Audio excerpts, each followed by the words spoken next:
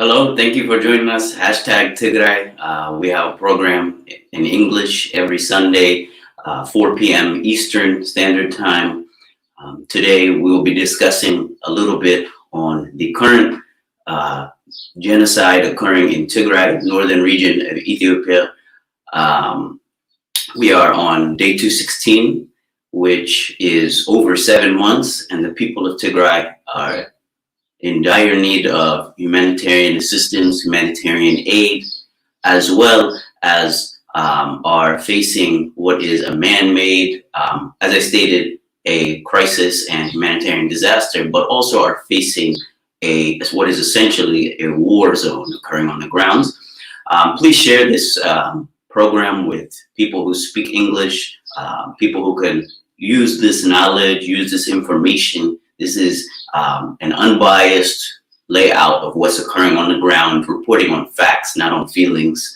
We would appreciate on Axiomine Media Network if you share this, as I stated, with people who could use this information, but also for our fellow Tagadu who can always use more information up to date in English, obviously, to provide a different perspective, if you will. So today we'll just cover a few articles, things that have been reported on what's occurring on the grounds and what the current state of Tigray is.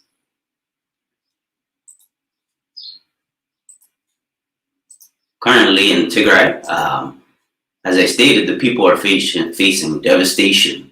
So first we'll start with Associated Press, a very accredited news organization, unbiased reporting within conjunction with the United Nations, also a well-respected worldwide entity.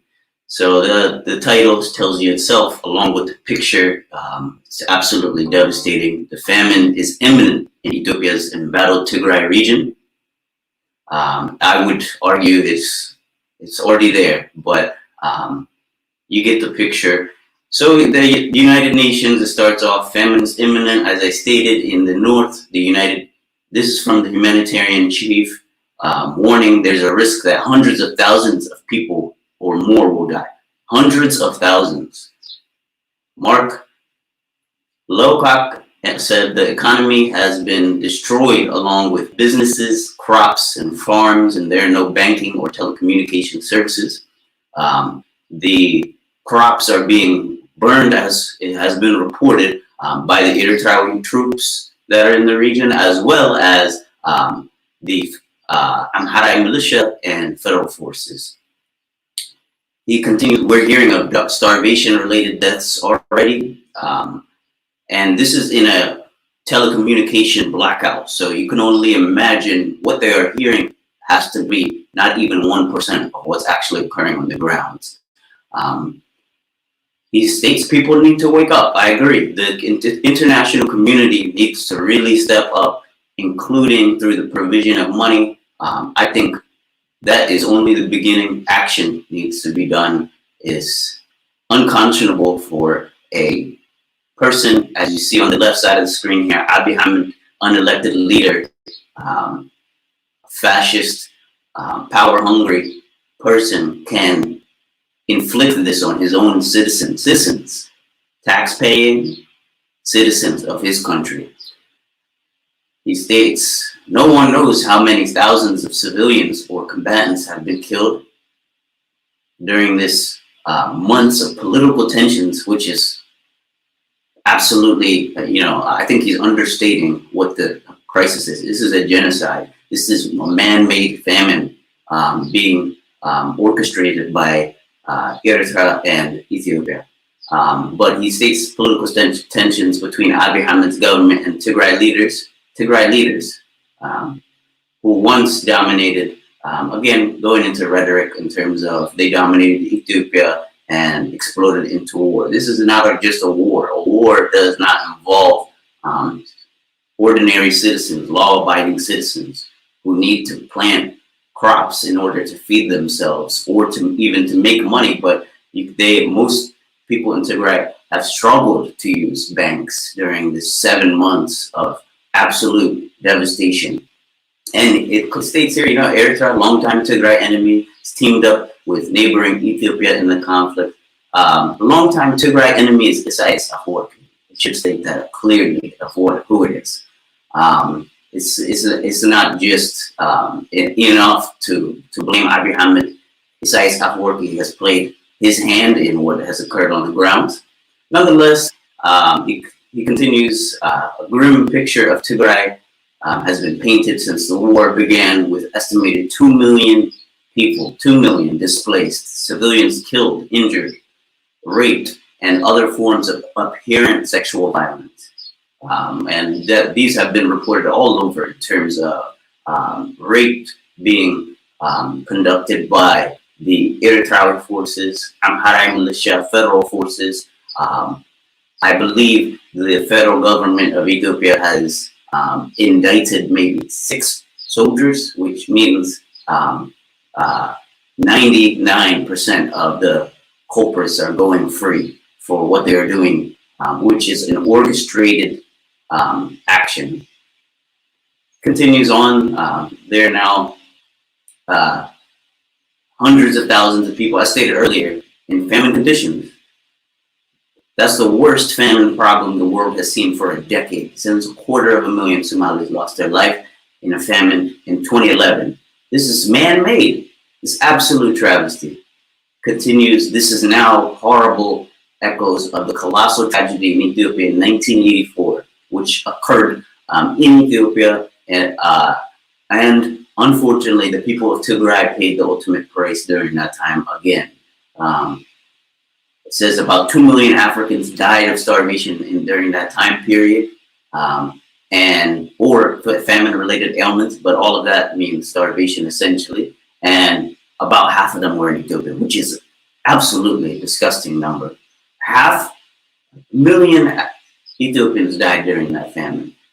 He's saying now there's a risk of a loss of life running into the hundreds of thousands or worse.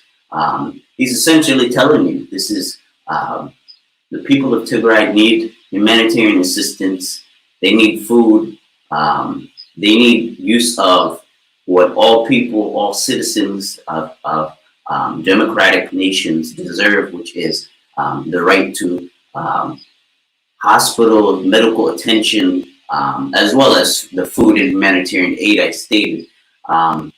Continues, United Nations and the Ethiopian government have helped about 2 million people in recent months, but mainly in government-controlled areas. That's just unacceptable. He continues, there are more than 1 million people in places controlled by the Tigrayan opposition forces, and there have been deliberate, repeated, sustained attempts to prevent them from getting food. It's clear as day who is responsible for this deliberate starvation of the people of Tigray. This is the federal government's responsibility to ensure their citizens have adequate resources, and they are purposely, intentionally starving the people of Tigray in order to debilitate the region into submission, which we knew from the beginning in November what their plan was. What they're executing right now is absolute crime, war crimes, crimes against humanity.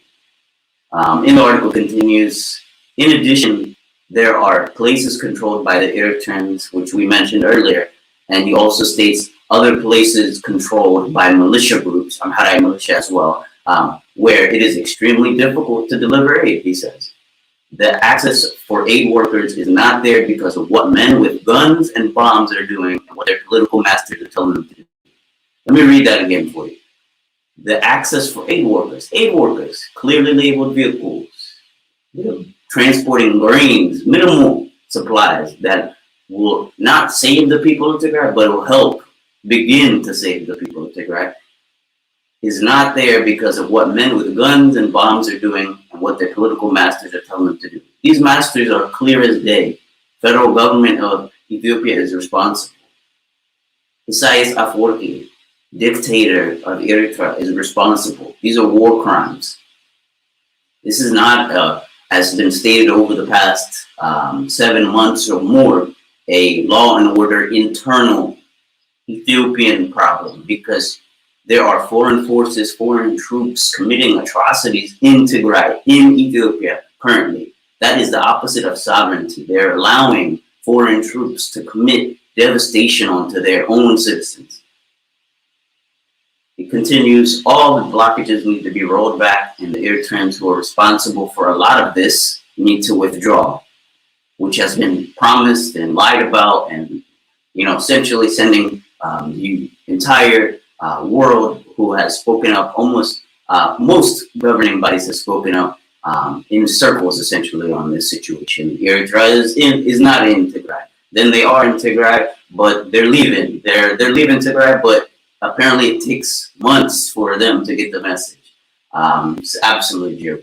Prime Minister Abiy Ahmed, he continues, needs to do what he said he was going to do and force the Eritreans to leave Ethiopia. As I stated, he's repeating what I'm saying.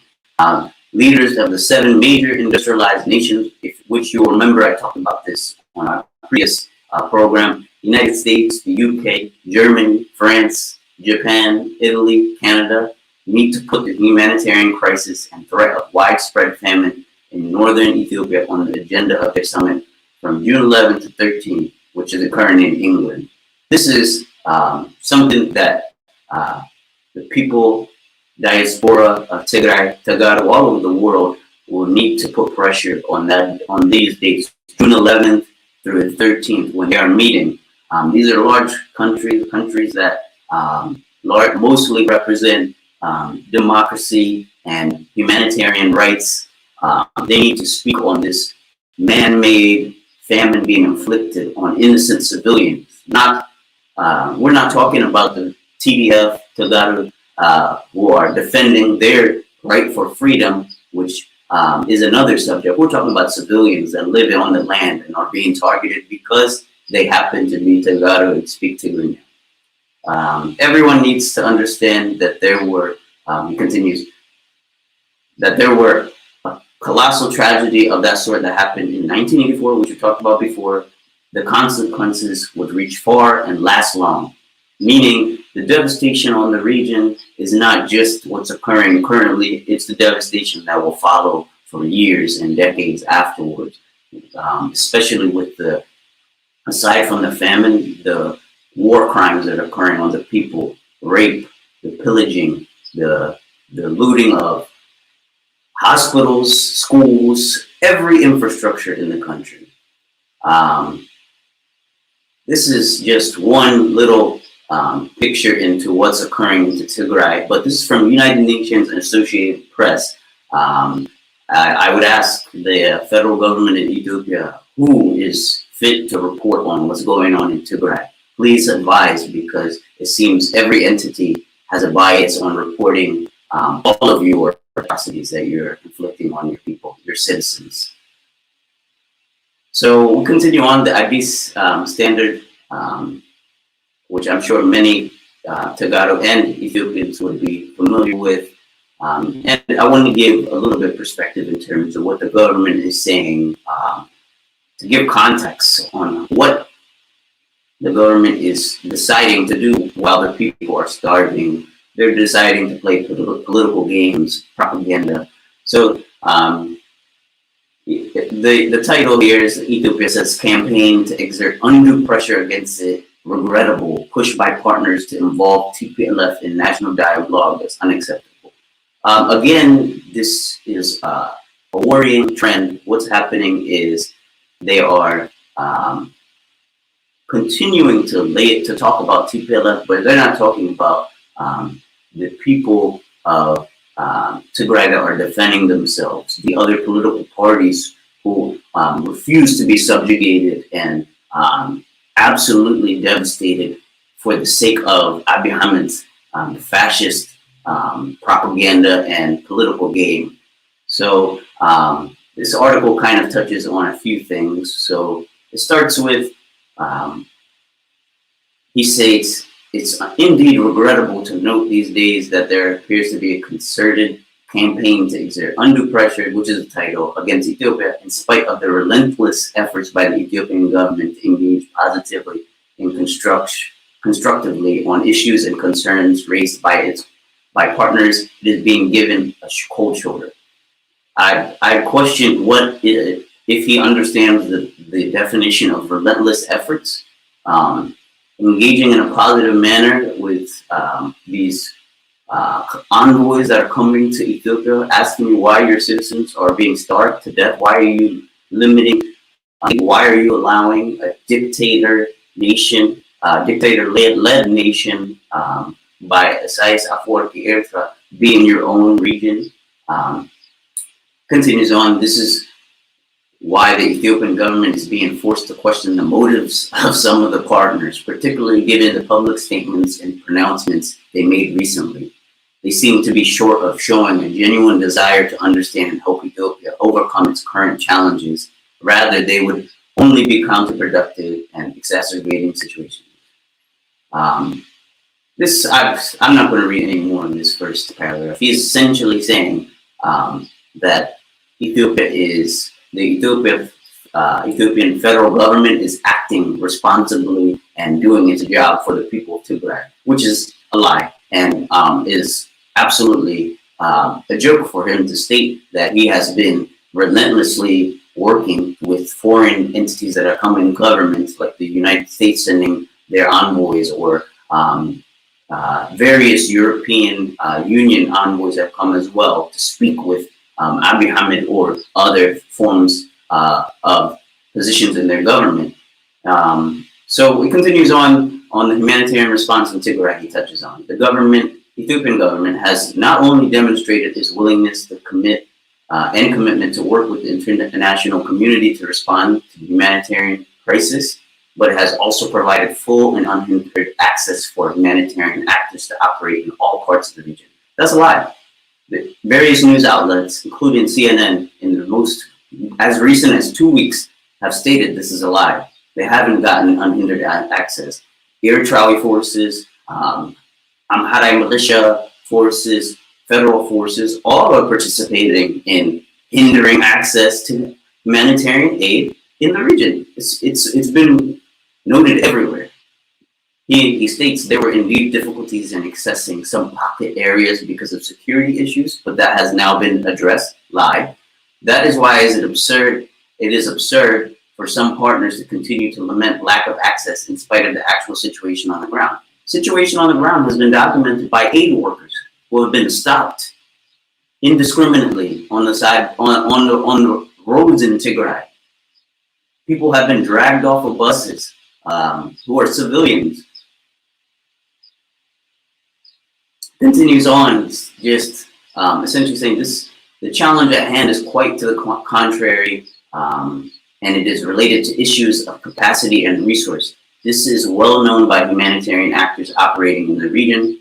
Therefore, as the Ethiopian government has made it clear time and again, what actually makes a difference is for partners to make a timely and effective response to the international appeal by availing more resources to the relief efforts and not repeatedly call for access and ad nauseum. Okay, I have a question for, I guess, this figurehead and any Ethiopian federal government position holders.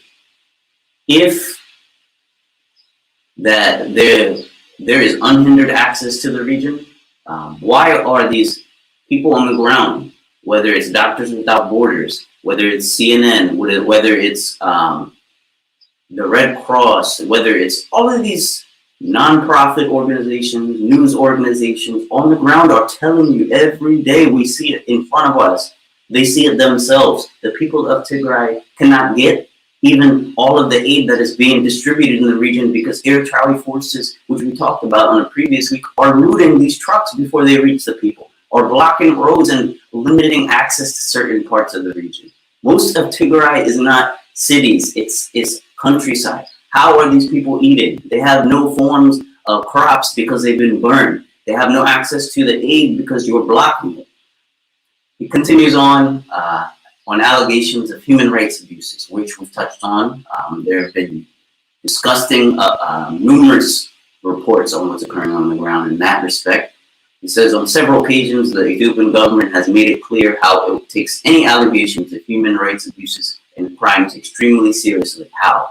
That is why it actively undertake the necessary investigation to verify those allegations and bring perpetrators to justice. Before I continue on, I would ask, how can you take the necessary investigation to verify these allegations in the midst of a war, in the midst of a telecommunication blackout? How can you verify what these people are reporting day in and day out? There are thousands of cases of rape. There's so many cases of war crimes, so many cases of extrajudicial killings, people being shot and then thrown off of cliffs that are recorded on video. How can all of these be investigated in the midst of Eritrean troops running around Tigray as if it's a essentially a war playground for them? Shoot who they like indiscriminately, rape who they like indiscriminately, and take any food, door, utensils, any equipment from Tigray. Continues on, it is in this context that a team composed of representatives from the Federal Attorney General and the Federal Police Commission have been deployed in the Tigray region to carry out this investigative work. These people must be superheroes, non-humans who can just travel where they like in the midst of a war zone. It's an absolute joke what he's saying here. Last week, they have announced the outcome of their criminal investigations and the actions taken thus far to ensure the necessary accountability in this regard. On the other hand, the Ethiopian Human Rights Commission has been investigating and reporting on human rights issues, including Maikadra massacre, civilian casualties. That seems to be Maikadra massacre is the only massacre that the federal government is aware of, sexual violence and allegations of discriminatory treatment. The outcome of these investigations will certainly enable the government to bring perpetrators to justice and comprehensively address alleged human rights violations and crimes that occurred in the Tigray region. So on a previous program, we spoke on the leader of the Ethiopian Human Rights Commission stating he doesn't have adequate tools and resources to do his job. He doesn't have even the doctors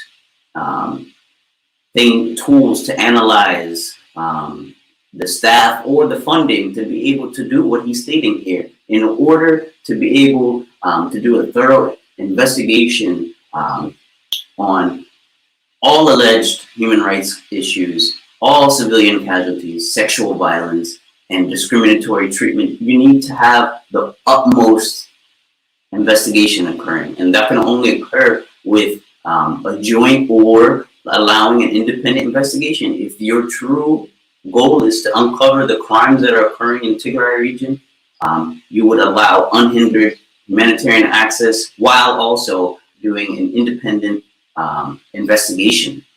But instead, it's Ethiopian Human Rights Commission, it's the Federal Attorney General, the Federal Police Commission, everybody who Abiy Ahmed has a hand on in Ethiopia is allowed to look, no one else. He continues on calls for ceasefire and national dialogue. The Ethiopian government has been consciously working to promote national dialogue. How? Build the necessary national consensus in the country to chart a better way forward. In this relation, it organized a series of discussions to engage with wider sections of the Ethiopian society, including opposition political parties, the academic community, civil society organizations, and various representatives of the society, including women and the youth, with a view to promoting a culture of peace and reconciliation and build civic political culture. That's a lot there.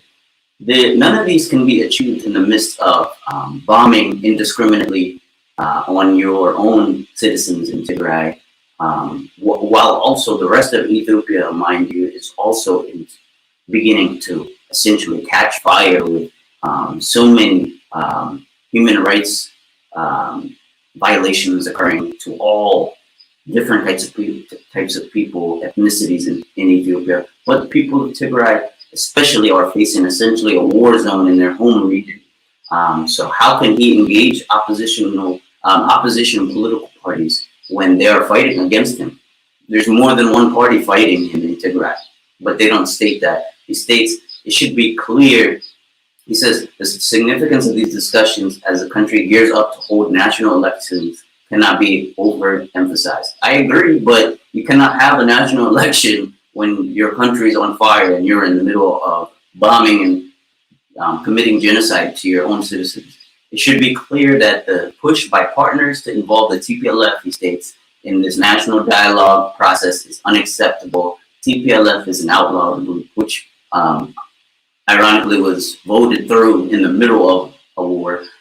In addition, he states the government, Ethiopian government, has also shown its readiness to engage with legal opposition parties, members of the civil society, elders, scholars, prominent personalities, and other in the Tigray region to promote dialogue. It's very vague. He's not stating who exactly is being involved, because really it's only Prosperity Party, Abiy Ahmed party, one party government who are really getting a say in these discussions. He says high-level engagement has already started based on a roadmap developed by the relevant Ethiopian authorities. That's cool. Again, please detail who's speaking. He seems to say TPLF more in this than anything else. However, it should be clear that the push by partners to involve the TPLF in this national dialogue process is unacceptable. Again, TPLF is outlawed group which endangered the country's sovereignty and its constitutional order. That part right there is troubling. He states the TPLF endangered the country's sovereignty and its constitutional order. What sovereignty, what constitutional order is present when a foreign country is allowed to come into your region? Tigray is a region of Ethiopia prior to this war, most likely not going forward, but how can you allow a foreign entity to come in and pillage your people in your region and state this is in order to retain sovereignty and constitutional order? This is backwards. The Ethiopian parliament recently passed a decision labeling it as a terrorist organization. Recently, yes. That is why the Ethiopian government utterly rejects the repeated call by partners to cease hostilities and negotiate with the TPLF. What about cease hostilities and negotiate with the people of Tigray? Where is that? It's continued, TPLF, but the people of Tigray, the government of Tigray, you have to talk to them. In what world, in what country does a leader send new representatives into a region in the midst of a war and claim that this is on the road to sovereignty and constitutional order and democracy and holding elections? He continues allegations of clampdown on dissent, which is true. Various people have been, including foreign media, people from England, people from Sweden, all over the world who are coming to report, or also Ethiopian reporters as well have been jailed just for reporting and documenting what's going on. Continues the unwarranted and unsubstantiated allegations on the stifling of dissent and crackdown on journalists that some media outlets propagate these days while the country gears up to hold national elections has no other purpose than to tarnish the government's image and undermine the electoral process. Pardon me. Nothing can be further from the truth. This is indeed a government which has rescued the country from the abyss and opened up the political space to safeguard greater peace, freedom, and democracy.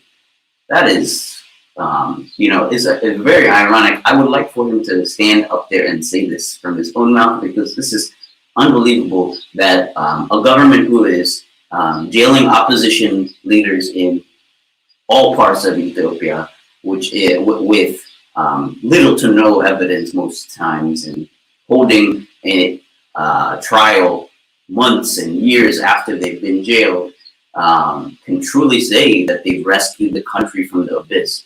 What are we in today? Is this called peace? The people of Tigray are being devastated, bombed. Eritrea has the freedom to do what they like with no retaliation from federal forces. In fact, they are working with them. This is not sovereignty. Continues, this is a long, drawn-out statement on, essentially on journalists and foreign entities, stating, as far as foreign journalists are concerned, the government believes that it's not too much to ask them to strictly abide by the law of the land in carrying out their journalistic work. He's very concerned with journalists abiding by the law. But what about his federal forces? What about Eritrean forces? When are they going to abide by the law? Abide by the law of the land? When are they going to abide by international norms and laws on protecting civilians, children, elderly? When is that going to happen? Fifth, he touches on the attempts to meddle in Ethiopia's internal affairs. There have been repeated attempts to make unwarranted statements on Ethiopia's internal affairs, particularly in relation to the Amhara regional forces. Ethiopia is a sovereign nation. It cannot accept any dictates from outside on how to manage its own internal affairs. The Ethiopian government wants to make it abundantly clear, once again, that deploying the necessary security structures and means available in ensuring the rule of law within all corners of its borders is within its sole responsibility. It is mandated by the Constitution to ensure peace and security against any threats to the constitutional order of the country. It is in this context federal government has been undertaking the rule of law operations in Tigray. Again, I will use his words to ask a question. If it is, in fact, as you state, the Ethiopian government's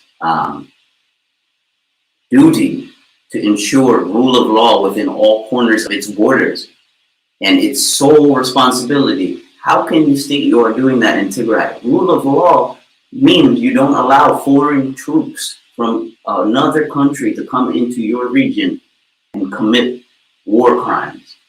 It's one thing for them to engage in war. It's another thing for them to engage in just the devastation and looting of the people of Tigray. There are minimal investigations. You have a telecommunication blackout, which they will distract and deflect and blame others. But you stated here, it's the sole responsibility of the Ethiopian government. Your citizens in Tigray are waiting. How many people have to die and starve needlessly to accomplish one man's goal or two men's goal? It's hard to call them men when they act with no regard for elderly and women and children. Continues, while it is the desire of the Ethiopian government to remain always ready and open to engage with partners on issues of mutual interest and concern, it will be forced to reassess its relations if these attempts to interfere in its internal affairs continue unabated. He's basically saying, stop asking us questions on what's going on in Tigray. Let the people die. It's not your responsibility. It's ours to know what's going on. And if you continue, we will continue to side with dictators and strong-arm governments all over the world who are willing to accept what we're doing. That's what he said. It's a shame, but we have to touch on these things, on the things that they are saying, not the hate, not the disgusting statements coming from pro-government supporters, but we have to touch on what the actual certifiable, provable statements they're saying and show how this is just, unconscionable for a government to be acting like this, especially for its own citizens. But even in a war with a foreign country, you have to have rule of law, ensuring safety of citizens. There's another article I want to touch on before we wrap up for today on information going on. But this is an article from this month, a month ago, basically, about the alliance which is destabilizing the Horn of Africa. So the person who wrote this, he writes, the common political vision of the leaders of Ethiopia, Eritrea, and Somalia threatens to throw the region into turmoil. If you're not aware of who these leaders are, left to right is Eritrea dictator, Somali now dictator, and who on the right seems to be Abiy Ahmed, who seems to be, in line to become the next king of Ethiopia.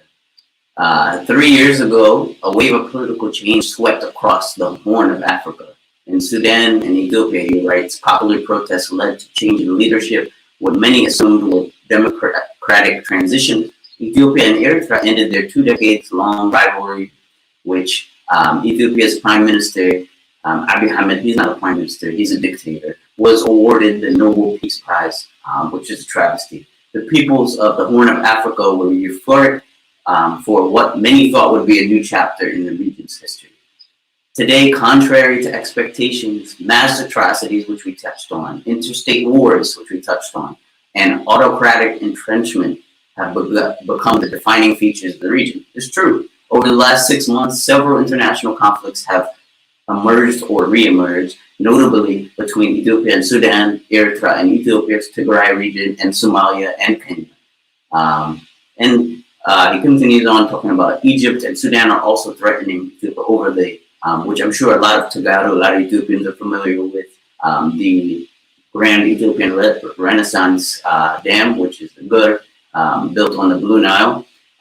He says, within Ethiopia alone, 2 significant insurgencies have been launched in this period, while ethnically motivated mass atrocities continue to take place regularly, which we talked about. And that the Horn of Africa is caught in a spiral of violence where domestic and regional conflicts overlap and fuel each other. Sadly, that's the state of Tigray, that's the state of Ethiopia and the Horn of Africa currently. And he talks about the trends that are concerning here.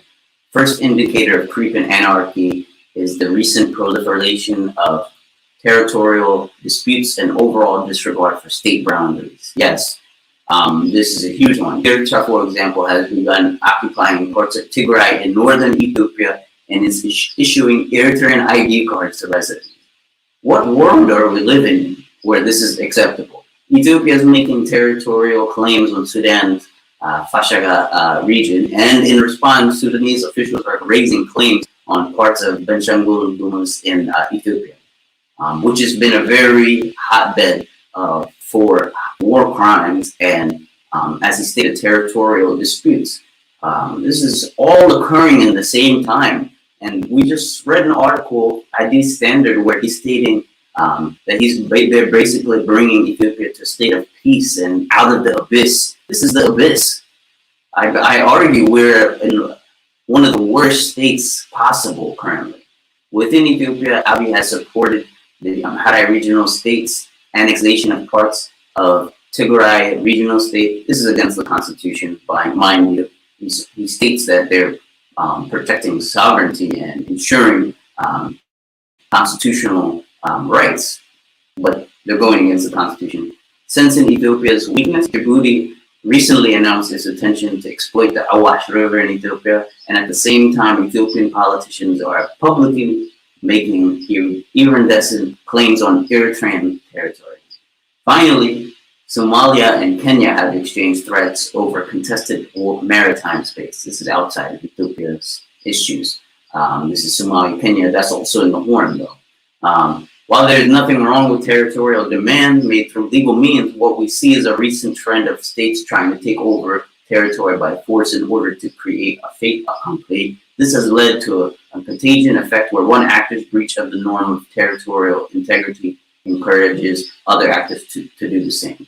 This is, textbook of what's happening in Western Tigray, where they are committing genocide and forcing people to leave their homes because they're stating, well, we lost this land a long time ago because of force, so we're going to take it back like that. The government of the Amhara regional state has stated that himself, which is a very troubling trend, as he states, because you cannot just start taking things by force, because then no one is upholding international law or humanitarian law. Continues, the second trend is the increased prominence of foreign troops and mercenaries in domestic and regional conflicts. Abiy Ahmed has outsourced counterinsurgency to Eritrean soldiers in his war against Tigray, as well as employed them in the border conflict with Sudan. Somali president has also used Ethiopian troops against local opponents in Somalia. At the same time, Somali soldiers have allegedly fought in Ethiopia. This is the war games that are occurring behind the atrocities. This is what the governments of these countries are doing. Abiy Ahmed has few to answer to. Isaias Afwerki has no one to answer to. And now the Somali president has just extended his term by another 2 years with no constitutional basis. The main problems with these forces are their legal ambiguity, their tendency to commit extreme human rights abuses, and their unique capacity for fueling intercommunal tension. President, he's not president, Eritrea's dictator, Isaias Afwerki, is the central driver of this trend. Yes, for 30 some odd years, he's been doing this. He has built an entire economy centered on seeking economic rents from mercenaries and military bases. The third problem, he states, is the growing disregard for international humanitarian law. It's huge. Over the last 6 months alone, Ethiopian and Eritrean forces have engaged in systematic ethnical cleansing, rape, starvation, and massacres on an unprecedented scale. Cannot understate that. Eritrean troops have also destroyed refugee camps in Ethiopia. This is proven, hosting Eritrean refugees and forcibly returned thousands of them back to Eritrea. So far, this has not had any serious repercussions for the culprits. I would say no repercussions. And when faced with criticism, Abiy and Afwerki have been dismissive, to say the least. Abiy Ahmed has seemed to follow the footsteps of Isaias Afwerki in refusing to acknowledge the, common law and common knowledge. He seems to ignore these things. Finally, today, the Horn of Africa is also characterized by a sharp decline in multilateral diplomacy. The regional body, Intergovernmental Agency for Development, which some of you might be aware of, has been excluded from most of the conflicts and peace processes. It has been notably been absent in the Ethiopia-Eritrea peace process and the war in Tigray. The Ethiopia-Eritrea peace process essentially was a build-up and planning for the war in Tigray, which is why they wouldn't have been involved, because it's not a true peace deal. Instead, leaders have chosen to structure their cooperation and manage conflicts outside of institutional frameworks through personal channels, and which is a significant obstacle for preventive diplomacy. The domestic politics fueling regional instability is true as well.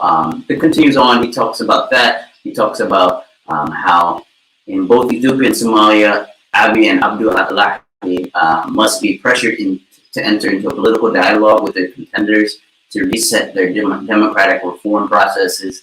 Secondly, the use of foreign mercenaries in domestic conflicts must be deterred. I cannot understate that. In particular, verification mechanisms must be established to ensure the withdrawal of Eritrean troops from conflicts across the region. And finally, the perpetrators of serious violations of international law must be held accountable in order to pave the way for a reconciliation process, but to deter others from engaging in such acts. This is a very, very worrying trend. I think it's a great article written here where I want to touch on the writer one more time. He's managing director of Hatata Policy Research. He states he's a political analyst focusing on the Horn of Africa as well. So the one thing from this article is the statement of facts, things that have occurred, and the chaos that's ensuing in the region. These things cannot be denied. Unfortunately, the leaders of Ethiopia and Eritrea will say otherwise, but I think this is a great example of what's happening in the region.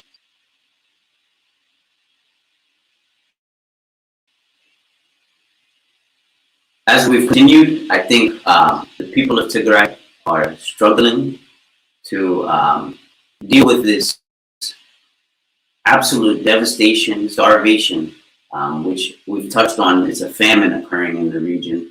And the people of Tigray need our help and our voice. We have to acknowledge the war crimes that are occurring. We have to deal with them. And also we need to have an independent individual outside of the government of Ethiopia investigation into everything that's occurring. Eritrean troops are in the region stating they're going to leave, but they seem to have zero desire to actually follow through on that. And it's, as I stated, this is day 216 of what's occurring on the ground in Tigray. I want to thank you for watching our program, #Tigray. We will be here every Sunday with either discussions with Tegaru all over the world in terms of the history of Tigray or what's occurring on the ground in terms of this genocide that is occurring at the hands of Abiy Ahmed, Isaias Afwerki, and various other political actors. And also we'll be talking about the networks all over the world that Tagaro are building to be able to build a brighter future for the people of Tigray all over the world, but also in Tigray. I want to thank you guys for watching again, and I look forward to seeing you guys this time next week. Please share this information with people who could use some information in English, as we have a lot of entities speaking in Tigrinya, but we'd like to continue to get the word spread in English. I want to thank you again. I'm your host, Alula Wuneh, and this is #Tigray. Thank you.